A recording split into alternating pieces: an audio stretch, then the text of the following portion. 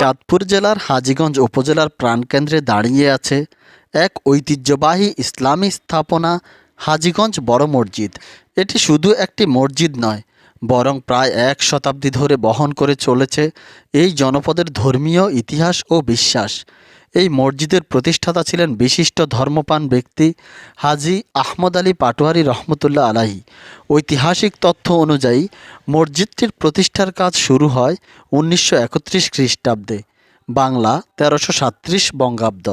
দীর্ঘ 6 বছরের পরিকল্পনা ও নির্মাণ শেষে 1937 খ্রিস্টাব্দে মসজিদটির পাকা নির্মাণ সম্পন্ন হয় এবং তা মুসল্লিদের জন্য উন্মুক্ত করা হয়।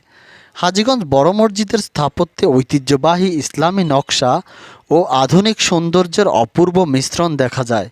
প্রশস্ত নামাজ হল, সুউচ্চ মিনার ও শান্ত পরিবেশ মুসল্লিদের ইবাদতে গভীর মনোযোগ এনে দেয়।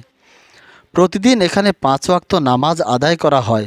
জুমার নামাজ, রমজানের তারাবি, কোরআন তেলাওয়াত এবং ঈদুল ফিতর ও ঈদুল আজহার বিশাল জামাতে হাজারো মুসল্লির সমাগম ঘটে।